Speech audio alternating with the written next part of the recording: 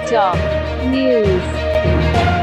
साथियों नमस्कार, स्वागत है आपका हमारे चैनल जिला टॉप न्यूज में। मैं सूरज कुमार, आप देख रहे हैं जनपद सुल्तानपुर की खबर। इस समय लोकसभा का चुनाव हो चुका है। आज अंतिम चरण है जो गोरखपुर में हो रहा था। तो यहाँ पे इस दुकान पर चाय पीते समय लोग सरकार को बनाते और गिराते भी हैं। आइए हम यहाँ पे चर्चा करते हैं। काफी लोग बैठे हैं और जानते हैं कि कौन होगा अब की बार राजा। क्या नाम है दादा? ऋषिदेव। ऋषिदेव जी। हाँ, यहीं के रहने वाले क्या? यही के बगल के रहने। अच्छा, जैसे चुनाव तो हो चुका है, अब लोग इंतजार कर रहे हैं 4 तारीख को। क्या कहेंगे इसके बारे में? अब इसके बारे में तो बगैर गिनती के कुछ कहा नहीं जा सकता है भाई। जैसे एक आंकड़ा लग जाता है कि मैंने इस तरीके से देखा अपने क्षेत्र में कौन राजा बन सकता है। तो अब तो हो गए। लड़ाई यहाँ दो ही की है, सपा और भाजपा की। सपा और भाजपा की। अच्छा, हाँ, तो कौन राजा बन सकता है? अब उसमें तो ऊपर वाले जाने किसका पलड़ा भारी है। हाँ, ये बात अच्छा ठीक है। अभी हम क्या नाम दादा? ओम प्रकाश। अच्छा, ये यहीं के रहने वाले क्या? हाँ, यही के रहने वाले। ये पूरे भार के पास में पटना चौराहा पे हैं मौके पर हम। यहाँ पे हम चर्चा कर रहे हैं। हाँ, तो चुनाव तो हो चुका है, आपने वोट भी डाला होगा। हाँ, डाला। आज किधर जा रहा है आपका दृष्टि की जो है अब सरकार बन सकती है? ये तो कभी कोई भी संभावना नहीं कि कौन सरकार बनाएगा। फिर भी एक अंदाजा लगता है भाई, चाय की दुकान पर बैठ करके हम लोग कोई भी नहीं है। अंदाजा तो कोई भी नहीं है। नहीं, जैसे आप सुल्तानपुर में जो भी पार्टियां लड़ी हैं आपको तो मालूम है ना? ऐसा कुछ नहीं है। ये 4 तारीख के बाद ही क्लियर हो सरकार किसकी बनेगी। अच्छा ठीक है बाबू जी, हम एक बार और आपसे मिले हैं, लेकिन फिर से आपका हम परिचय जानना चाहेंगे। पारसनाथ वर्मा जी। यहीं के मूल निवासी हैं। अच्छा, आप पहले कार्यरत भी रहे हैं, नौकरी भी किए हैं। हाँ, तो हाँ, मैं आपसे मिल चुका हूँ, लेकिन हम आपसे जानकारी चाहता हूँ कि अब की बार जो चुनाव हुआ है, पता लगा त्रिकोणीय चुनाव रहा, क्या कहेंगे आप? है तो त्रिकोणीय ही जी। यहाँ पे, खासकर सुल्तानपुर का तो त्रिकोणीय ही दिख रहा है। जी जी जी। और अब ये है कि कौन भारी है कौन हल्का है। हाँ। ये तो अब दोनों जो है भाजपा के खिलाफ है। अच्छा। कहीं कोई भी कैंडिडेट जो है रूलिंग पार्टी के ही अगेंस्ट है, तो फिर रिजल्ट क्या होगा वो तो काउंटिंग पे ही है। राजा कौन बनेगा कुछ पता नहीं है। कुछ नहीं पता। फिर भी कुछ अरे भाई, अभी आप लोग चर्चा कर रहे थे, इसलिए हमने सोचा कि जरूर कुछ बताएं। नहीं, अब कहा कुछ नहीं जा सकता। भैया परिचय थोड़ा आप नंद कुमार वर्मा, पूर्व प्रधान जोगीवीर दादा। अच्छा अच्छा, तो आप यहीं से हैं वर्मा जी। तो हम आपसे जानना चाहेंगे कि जो अभी चुनाव हुआ है, 6वें चरण का चुनाव रहा अपने यहाँ, आपने वोट भी डाला होगा, तो कैसा रहा चुनाव? चुनाव भैया यहाँ त्रिकोणीय है। उदयराज वर्मा भी अच्छा चुनाव लड़े हैं। अच्छा, उदयराज वर्मा बसपा से? बसपा से। तो यहाँ भाई कहना मुश्किल है कौन जीतेगा। 4 तारीख को पता चलेगा कौन जीत रहा है। अच्छा अच्छा, ठीक है। तो कहने का मतलब उदयराज वर्मा अच्छा फाइट किए हैं। हाँ, चुनाव अच्छा लड़े हैं। और मेनका भी दोबारा चुनाव लड़ रहे हैं, लेकिन यहाँ का इतिहास है दोबारा कोई यहाँ जीता नहीं है अभी तक। काम तो कुछ नहीं किया है। सुल्तानपुर में वही चौड़ीकरण जो हो गया वही हुआ है, और गांव देहात में कोई काम नहीं हुआ। हमारे यहाँ जोगी भी सड़क 8 साल खराब है, आज तक उसकी रिपेयर नहीं हुई। लोग कीचड़ में आते जाते हैं, पानी बरस जाता है। तो अभी उनका यहाँ विरोध भी हुआ देवदासपुर में हमारे। अच्छा। वहाँ लिखे लोग रोड नहीं तो वोट नहीं, काफी हंगामा हुआ। तो बहुत सारी बातें हैं, चुनाव तो फंसा है उनका भी यहाँ। अच्छा, तो अपने भाषण में उन्होंने बोला कि 3800 करोड़ का जो है यहाँ पे मुनाफा दिया है, क्या कहेंगे? भैया सिर्फ कागजी में लिखा पढ़ी चाहे जो दिया हो, कुछ नहीं दिया है। जीत के आई कहीं चीनी मिल का जीर्णोद्धार करेंगे, कुछ नहीं किए। अब की बार कहीं अब की जिताओ तब करूंगी। अब हम लोग इतने परेशान रहते हैं, गन्ना बोना बंद कर दिए हैं, क्या करें, कहाँ जाएं? यही सवाल है भैया। बीजेपी का एक और मुद्दा है राम मंदिर का, उसके बारे में क्या? राम मंदिर भैया, जो पूजा पाठ कर रहे हैं उनकी तनख्वाह दोगुनी हो गई पुजारी की। भाई 90,000 पाते थे, अब 1,80,000 पा रहे हैं। तो फायदा तो उनका हुआ, हम लोग का क्या फायदा हुआ? हम लोग जैसे थे वैसे हैं, अपना कमाओ अपना खाओ, क्या करना है। इस समय मोदी जी अनशन पे बैठे, वहां पे पूजा पाठ में लगे हुए हैं। मोदी जी तो अनशन बैठे थे भाई, 10 कैमरा लगा था उनके यारी बगल, दिखा रहे हैं कि हम 45 घंटा पूजा पाठ किए। तो पूजा पाठ करने थोड़ी कुछ होगा, है क्या होगा? सरकार नहीं बनेगी क्या? सरकार बहुमत में नहीं आएगी। ऐसा ऐसा है? हाँ, कैसे कह सकते हैं आप भाई? पूरा देखिए सोशल मीडिया पे, टीवी पे जो अब टहल घूम रहे हैं, देख रहे हैं, जो चर्चाएं हो रही हैं, उसके हिसाब में बोल रहा हूँ कि सरकार बहुमत में नहीं आएगी। अच्छा, तो कौन बन सकता है? कौन बन सकता है राजा? अब देखिए 4 तारीख देखिए काउंटिंग होगी, कौन बनता है। अच्छा, हाँ। गठबंधन आएगी कि या बीजेपी आएगी? अब देखिए बीजेपी तो नहीं आना चाहिए यहाँ पे। हाँ ये कन्फर्म है? हाँ, साढ़ चल रहे हैं, बड़ा विरोध है भैया। अच्छा, हाँ, बहुत विरोध है। फिर खेती बाड़ी सब खा लिए, गन्ना बोए हैं 2 बीघा, सब चर लिए, रात भर पानी लगाए थे, सब हल्के चल रहे हैं, क्या करेंगे? बाबू जी क्या कहना है आपका? कहना क्या भैया, इनकी सरकार में सबसे बढ़िया है कि किसानों को बर्बाद कर दो, किसानी बर्बाद कर दो, अपना आराम करो। अरे ऐसा कैसे? 2000 रुपया देते नहीं सरकार? अच्छा, 6,000 देते हैं, 2,000 नहीं, 6,000 हाँ। देते हैं। आप तो 2 कह रहे हैं, 6 देते हैं। अच्छा, वो 6000 को हाँ। तो बता दी थोड़ा। 500 रुपए महीना हुआ और यहाँ 5,000 का नुकसान कर रहे हैं, 5,000 रुपए महीना दे करके, तो इसे फायदा क्या हुआ? जाके आप देखिए। राशन तो फ्री देती है। अरे राशन फ्री देते हैं, कांग्रेस भी राशन दे रही थी, वो 2 रुपए किलो दे रही थी, ये फ्री में दे रहे हैं। हाँ, वही तो। है अचल के हम कटोरा लेके लाइन लगा हुए राशन के लिए, ये क्या बात है? फ्री तो खिला रहे हैं। अरे फ्री खिला रहे हैं तो फ्री कहाँ से खिला रहे हैं भाई? किसका खिला रहे हैं? तो बहुत नाराज हैं आप? नहीं, नाराज नहीं है। 450 रुपए की गैस सिलेंडर और 1200 रुपए में दे रहे हैं, और आप कह रहे हैं 200 रुपए और 2 किलो राशन दे रहे हैं, 5 किलो। अरे ये बाबू जी, बराबर हो गया। 2 सिलेंडर फ्री भी दे रहे हैं, इसको याद कीजिए। किसको दे रहे हैं? आप नहीं, आप पा रहे होंगे फिर तो। फिर देखिए, फिर आप पा रहे होंगे भाई। दीपावली और होली पर 2 सिलेंडर फ्री मिल रहा है। यही तो आप पा रहे होंगे, हम तो नहीं पा रहे हैं। फिर आप पा रहे हैं। आप जाके देखिए, केवाईसी करवाने की कोई पा नहीं रहा। आप जाके देखिए, जानवरों से खेत खा रहे हैं, कहाँ से कोई क्या करेगा आप बताइए? गढ़ा हुआ गोरू वाला चल देता है, चना बोए रहे का चल रही, तो 2-1,000 रुपया की महंगाई में क्या है? अरे रोजगार के लिए रोजगार है कहाँ? सब आराम से घूम रहे हैं, घूम के खा रहे हैं, आप तो दे ही रहे हैं 6,000 रुपए। चाहिए क्या? अरे भाई 6,000 रुपए तो आप दे रहे हैं। कौन सा राजा कौन नियुक्त करेंगे? अब राजा देखिए कौन बनता है 4 तारीख को, रिजल्ट आएगा 5 को, राजा कौन बनेगा? ठीक है, और भी हमारे साथ में यहाँ पे हम चर्चा करते हैं। भैया क्या नाम है आपका? रामबोध सिंह ठीक है, यहीं से हैं? जी, जो कि बेदरापुर। अच्छा, यहीं से जोगी बेस रहने वाले हैं। तो आपके यहाँ चुनाव हो चुका है, जी तो राजा बनना है। जी हैं? दृष्टि कहाँ जा रही है आपकी? क्या बताएं, 4 को फाइनल होगा वही। अरे नहीं, फिर भी तो आपने अरे क्या बताएं, अरे एक अंदाजा लग, देखिए चाय की दुकान पे होता है, ठीक है। कौन राजा बनेगा कौन गिरेगा। अबे कुछ नहीं बता पाएंगे, 4 को पता लग जाएगा सब। 400 पार होने वाली बात नहीं बता नहीं पाएंगे। नहीं, पार नहीं होंगे। हाँ, 400 पार नहीं होंगे क्या? सवाल ही नहीं होता। अरे आज भी जो अंतिम चरण का चुनाव है, आज 7वां चरण है। आज ये गर्मी में 29 आदमी मर गए चुनाव कराने वाले कर्मचारी बेचारे, नहीं, गर्मी तो है। उनका तो पेटी से यानी राजा बने जाता है सब जने, और यहाँ कर्मचारी 29 आदमी कर्मचारी मरे आज।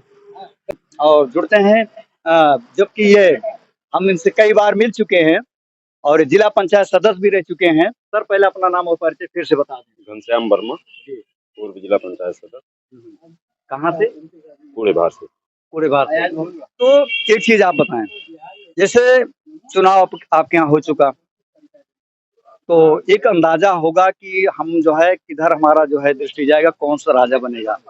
देखिए, अब राजा को 4 तारीख को काउंटिंग के बाद पता लगेगा। इंडिविजुअल हम सुल्तानपुर की बात करते हैं। हाँ, सुल्तानपुर की बात बताएं। यहाँ पर संघर्ष त्रिकोणीय है। एक कैंडिडेट बाहर से आया, उसके पहले उनका बेटा आया, माँ बेटे दोनों की पारी 5-5 साल की। अच्छा, आप बीजेपी के बारे में बात कर रहे हैं क्या? नहीं, अब हम कैंडिडेट वाइज बता रहे हैं। अच्छा, कैंडिडेट, ठीक है। अभी तो उसका आप एनालिसिस जी करेंगे। जी जी जी, बिल्कुल। तो उनकी 5-5 साल की पारी खत्म हुई, बाहर के कैंडिडेट, दूसरे एक कैंडिडेट गोरखपुर वहाँ नेपाल बॉर्डर से आए महागठबंधन से। तो ये बाहर से आकर के लोग 10 दिन ताम झाम अपना दिखा करके और जनता का कीमती वोट ले कर चले जाते हैं। बाद में न उनसे कोई कम्युनिकेशन हो पाता है पब्लिक का, और न वो किसी काम के होते। कुछ लोगों के एमपी बन करके रह जाते हैं। तो कोई भी विधायक या सांसद होगा तो वो जो शासन के द्वारा स्वीकृत धनराशि है, वो चाहे सांसद निधि हो या ये जो हमने बताया, तो उसके तहत हर सांसद विधायक करेगा। ऐसा थोड़ा है कि वो और करेगा नहीं तो अगला आएगा कैसे पैसा। मेनका गांधी बोलती हैं कि मैंने 3800 करोड़ का मुनाफा बताती है। सब फर्जी बातें हैं। वही शहर में आज तितली की छाया नहीं है। इस कड़कती धूप में टेम्परेचर 50 डिग्री पहुंच गया है और नीम के और क्या नाम के अच्छे छायादार वृक्षों को इन्होंने चौड़ीकरण के नाम पर सड़क पे कटवा दिया। एक तरफ से 181 पेड़ों पर इन्होंने आरा चलवाया। पर्यावरण का नुकसान तो हुआ ही, लेकिन इस कड़कती ठंडक में, तपती दोपहरी में आप समझ लीजिए कि मानवता एकदम पीड़ित है। और आपको क्या बताएं, जो हमारा सुल्तानपुर था, जो हमारा सुल्तानपुर 5 साल पहले था, सुल्तानपुर सिटी जो हमारा 5 साल पहले था, वो आज नहीं रहा, सिर्फ सड़क के चौड़ीकरण के नाम पर। और नजीर आपको बताऊं, बगिया चौराहा से लेकर बिरसिंहपुर तक आप रोड देख लीजिए, इन्हीं की सरकार है और डबल इंजन की सरकार है। अब उसमें तीसरा इंजन कोई गुंजाइश ही नहीं। सारे लगभग इनके ब्लॉक प्रमुख हैं, इनका जिला पंचायत अध्यक्ष है, तो कई इंजन, इनका नगर पालिका अध्यक्ष है, तो सब कुछ तो इन्हीं के हाथ में है। और उसके बाद फिर ये जो सारी कमियां रह गई, तो या तो ये अगले चुनाव के लिए छोड़ते हैं कि कुछ और हमारे इशू रहा है उसी को कह करके। तो निश्चित रूप से इन लोगों के काम में उदासीनता रही और जनता इस बार परिवर्तन चाह रही है और परिवर्तन होके रहेगा। 4 तारीख को कंफर्म है। अच्छा, ठीक। और एक चीज मैं और कहूंगा, इंडस्ट्री के नाम पर 1983-84 में एक चीनी मिल यहाँ स्थापित हुई। श्री ND तिवारी जी यहाँ चीफ मिनिस्टर थे। उनके और कांग्रेस के अपने प्रयास से, जो कहते हैं 70 साल में कुछ नहीं हुआ, अरे जो 70 साल में हुआ है उसकी हिफाजत तो कर लो। 2 हिस्सा तो आपने बेच लिया जो हुआ था, और जो कुछ बचा है वो जर्जर हालत में है। और आपको तो मठ मंदिर से फुर्सत ही नहीं है, मठ मंदिर के निर्माण से आपको फुर्सत ही नहीं है। लेकिन आम जनता का और आम जनता की पहली जरूरत, 80% लोग खेती करते हैं, कृषि प्रधान देश है। ठीक। किसान अपनी MSP बढ़ाने के लिए जब दिल्ली में प्रोटेस्ट करता है तो रोड पर कील ठोक दी जाती है। 800 लोग प्रोटेस्ट में मर गए, किसान मर गया और शहीद हो गए। ठीक। और ये कृषि प्रधान देश के प्रधान सेवक कह लीजिए, और वो खुद कहते हैं। तो ये हालात हो, बची खुची कसर लखीमपुर खीरी में 4-5 किसानों को गाड़ी से कुचल के मार दिया जाता है। यह कृषि प्रधान देश में किसानों की दुर्दशा का जीता जागता एक सबूत है। इस तरीके से जनता पूरी तरह से आजी जा चुकी है और आप निश्चित मान लें 4 तारीख को बदलाव अवश्यंभावी है, इसमें कोई दो राय नहीं है। बिफोर काउंटिंग सत्ता परिवर्तन निश्चित रूप से होगा। और ये आप समझ लें 10 साल मनमोहन सिंह जी ने चलाया तो बहुत ताम झाम तो नहीं, लेकिन यह है कि अर्थव्यवस्था को मजबूत करने का काम और तमाम योजनाएं भी, आज ये जो 5 किलो राशन बांट रहे हैं ये इनकी योजना है। फूड गारंटी एक्ट, ये मनमोहन सिंह सरकार की देन है। मैं उनकी पार्टी से नहीं बिलोंग करता हूँ, लेकिन जो वर्क जिसके समय में हुए हैं उसका तो एक डाटा, अगर हम पॉलिटिशियन हैं तो दिमाग में कुछ तो फीड रहेगा, और अगर नहीं फीड रहेगा तो हम किस चीज के, फिर समझ लीजिए वही सड़क छाप क्वां क्वां हम कर रहे हैं, उसका कोई मतलब थोड़ा है। ठीक। 10 साल इनकी भी शासन रहा। 10 साल शासन रहा और 10 साल इनका भी रहा। लेकिन यह 70 साल में जो त्रासदी जनता ने नहीं झेला था, वो इनके 10 साल में लोगों ने झेल लिया। ये डबल इंजन की सरकार है भैया, कौन चीज कमी है। ठीक, नेताजी की सरकार थी, अखिलेश जी की, तो ठीक है, वो उनके पिताजी आजमगढ़ से मेंबर पार्लियामेंट थे, बड़े नेताजी। तो वहां सठियाओं एक चीनी मिल थी, वो भी इसी तरीके से जर्जर थी। तो वो नेताजी के क्षेत्र में अपना उसका जीर्णोद्धार हो गया। वो 50 एमटी की चीनी मिल रन कर रही है और बढ़िया वहां किसानों को और आई तक गन्ना लेती है। और हमारी चीनी मिल ये तो वादों का शिकार हो गई, ये वादा खिलाफी का शिकार हो गई। इसकी क्षमता बढ़वाने के नाम पर लोगों ने अपनी क्षमता तो बढ़ा लिया, लेकिन वो चीनी मिल जो है वो एज इट इज है, यथा स्थित बरकरार, जैसे कोर्ट स्टे दे देता है कि यथा स्थित बरकरार रहा है, ये है। तो ऐसे में किसान कहाँ, कितना दिन तक आप उसको मिसगाइड करेंगे। अरे इन्हीं किसानों के घर से आईएएस आईपीएस भी पैदा होते हैं, इन्हीं की कोख से मेंबर पार्लियामेंट होते हैं, इन्हीं के वोट से विधानसभा के सदस्य होते हैं, पंचायत प्रतिनिधि निर्वाचित होते हैं, स्थानीय निकाय के लोग निर्वाचित होते हैं।